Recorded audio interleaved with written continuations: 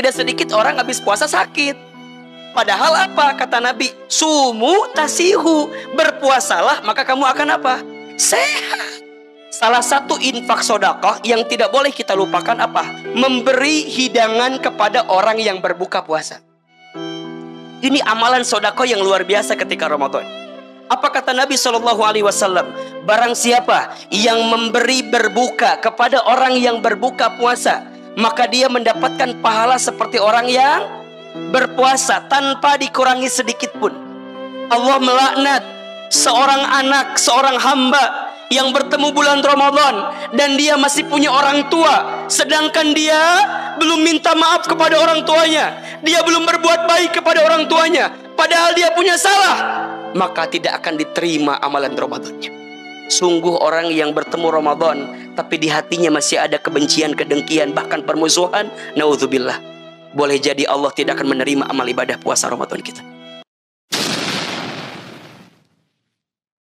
Ustaz, kalau kita ingin mendapatkan keistimewaan bulan Ramadan, maka bekal apa atau hal apa yang perlu kita siapkan dari sekarang selagi masih ada waktu? Bismillah, dengan izin Allah. Apa persiapannya? Tolong catat, setidaknya ada 5 persiapan atau 5 bekal yang harus kita hadirkan sebelum kita bertemu dengan Ramadan. 1, bekalnya bekal iman. Karena perintah ibadah puasa itu hanya ditunjukkan kepada siapa? Orang beriman. Maka iman kita pastikan untuk bertemu dengan bulan Ramadan. Kenapa Ahilman ingetin masalah iman? Karena iman itu punya sifat naik turun. Al-imanu yazidu wa yanqusu. Iman itu naik dan iman itu turun. Al-imanu yazidu bit-ta'ah wal imanu yanqusu bil maksiat. Iman itu naik dengan ketaatan dan iman itu turun dengan kemaksiatan. Berarti apa poinnya? Kalau kita mau terjaga imannya, maka pastikan ketaatan kita kepada Allah menjelang kita bertemu dengan bulan suci Ramadan.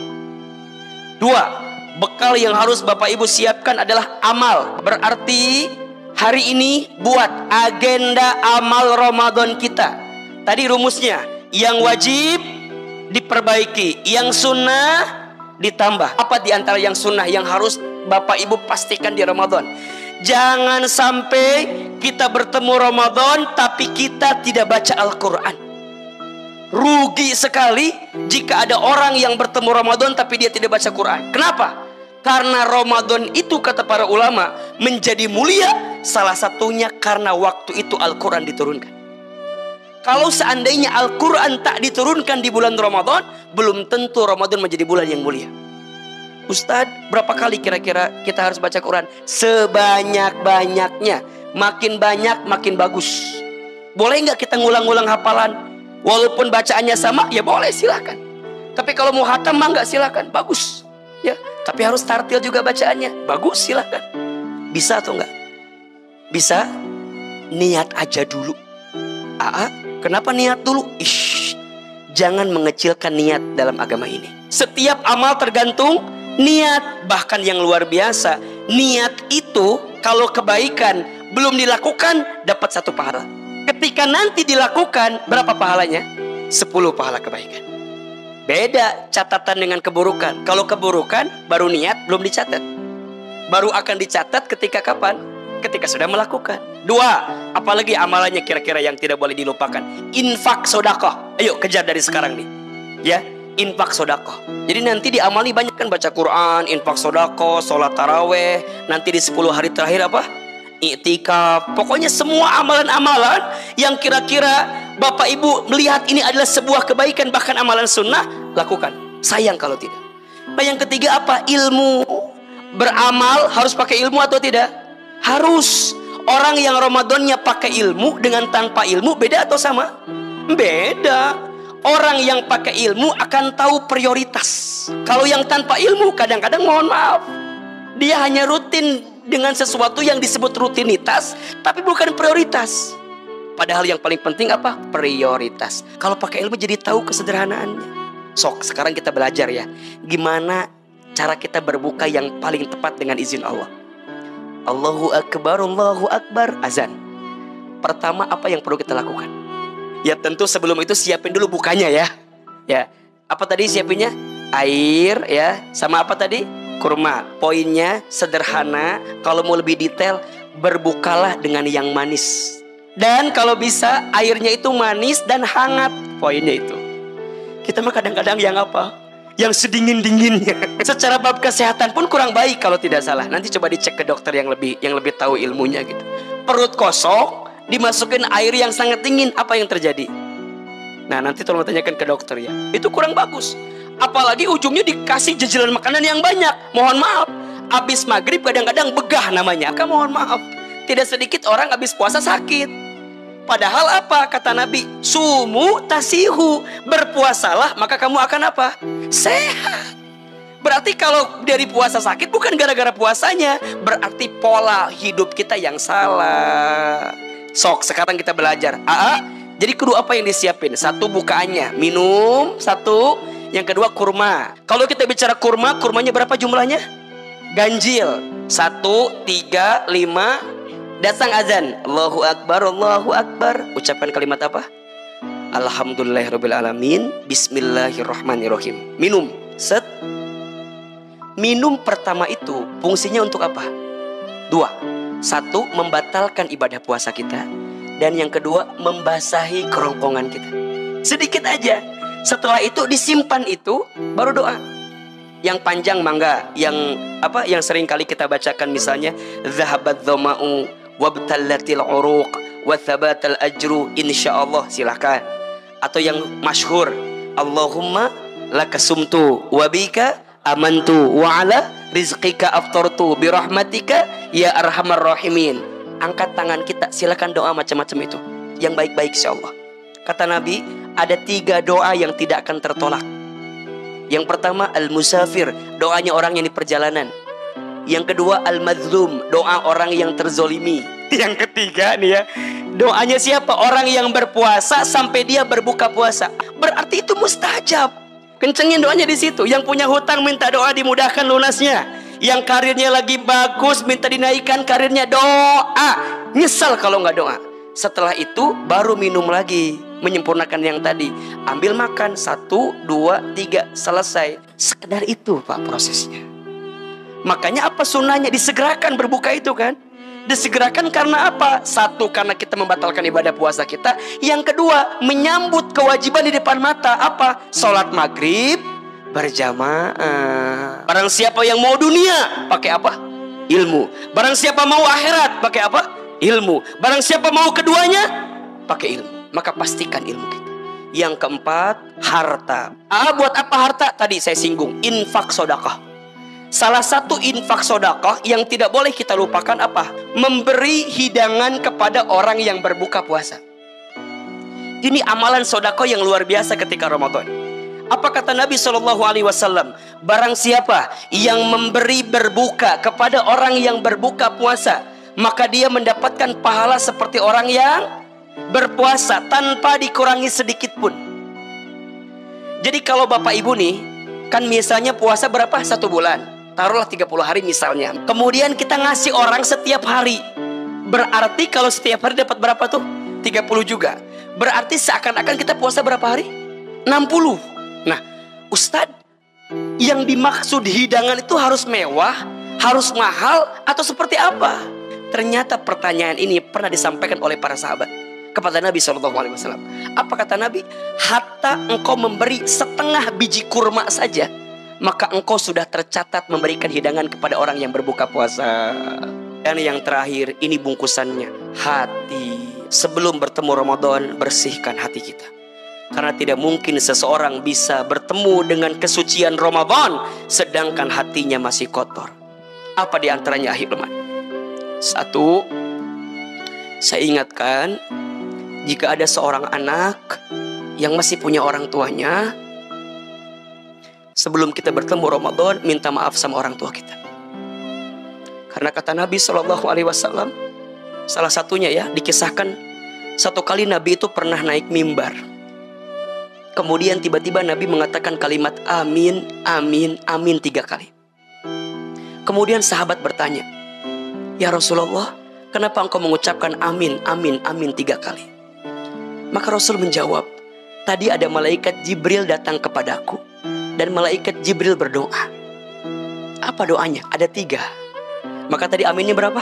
3. Doa yang pertama kata Jibril, Allah melaknat seseorang yang bertemu Ramadan tapi dosanya tidak diampuni oleh Allah karena dia tidak minta ampun kepada Allah. Apa jawaban Nabi? Amin.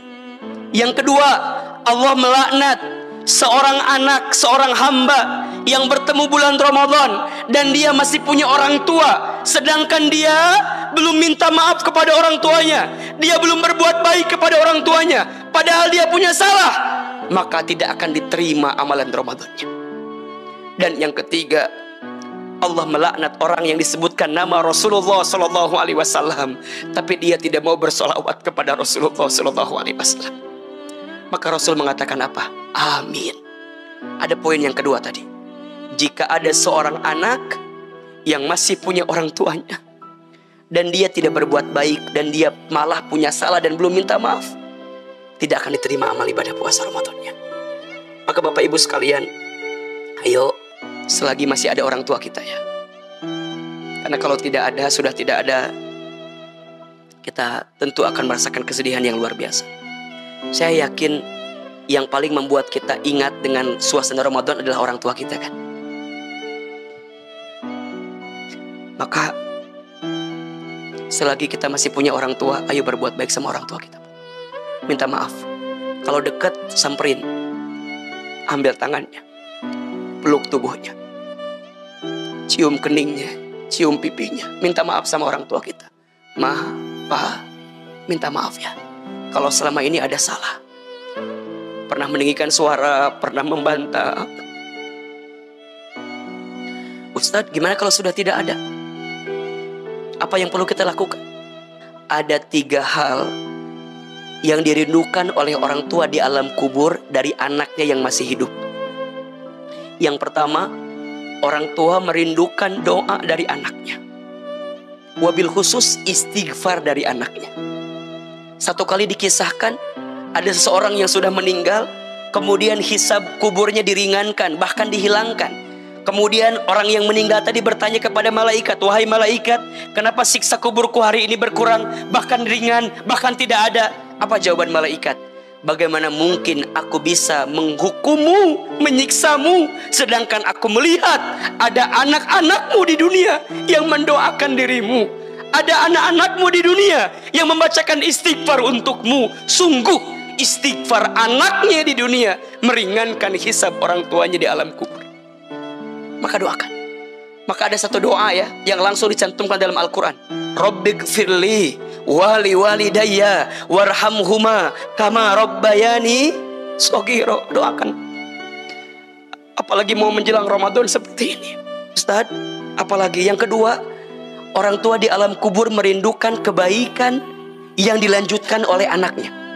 Jadi kalau orang tua kita dulu punya kebaikan, maka kita anaknya lanjutkan kebaikan itu.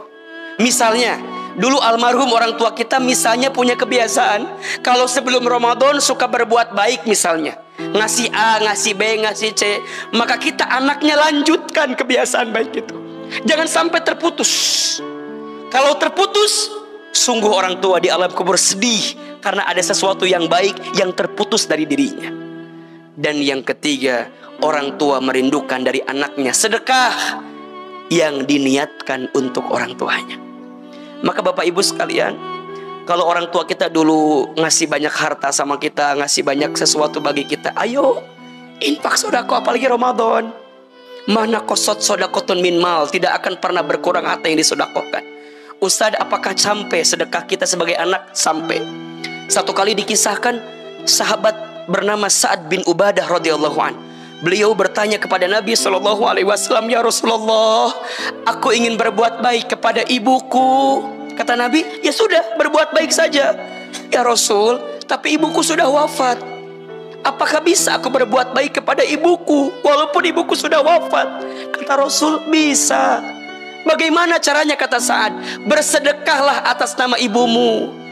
Kemudian sedekah apa ya Rasul yang akan terus mengalir untuk ibuku? Kata Rasul, sedekah air. Maksudnya bagaimana ya Rasulullah? Kata Rasul, bangunkan sumur atas nama ibumu. Selama sumur itu mengalir air, maka pahalanya akan mengalir untuk ibumu di alam kubur. Bahasa lainnya apa sekarang? Wakaf. Maka Bapak Ibu, kalau ada peluang wakaf jariah itu, ambil kesempatan. Karena selama itu dimanfaatkan, maka pahalanya mengalir. Sekecil apapun jariah kita, insya Allah akan sampai untuk orang tua kita. Maka mohon maaf, sebelum bertemu Ramadan, seorang anak minta maaf sama orang tuanya. Yang kedua, mohon maaf ini, Allah itu mengangkat amalan seorang hamba di setiap hari Senin dan hari Kamis katanya. Tapi ada orang yang tidak akan diangkat amalannya itu. Siapa? Satu, orang yang masih ada kesyirikan dalam hatinya. Dan yang kedua, orang yang masih ada permusuhan dengan sahabatnya. Maka Bapak Ibu sekalian, saya meminta dari hati yang paling dalam, ayo sebelum kita bertemu Ramadan, bersihkan hati kita di antara kita. Jangan saling membenci, jangan saling mendengki, jangan saling bermusuhan. Ingat, sungguh orang yang bertemu Ramadan tapi di hatinya masih ada kebencian, kedengkian, bahkan permusuhan, naudzubillah, boleh jadi Allah tidak akan menerima amal ibadah puasa Ramadan kita. Yuk bismillah, belajar memaafkan, belajar minta maaf, belajar mengikhlaskan. 5 bekal sebelum kita bertemu Ramadan. Pertama, bekal apa? Iman. 2, amal. 3, ilmu. 4, harta. 5, hati. Bagaimana mungkin kita bisa mendapatkan kesucian Ramadan sedangkan hati kita masih kotor? Mudah-mudahan Allah melembutkan hati kita dan Allah memberikan kekuatan kepada kita untuk menjalani ibadah di bulan suci Ramadan.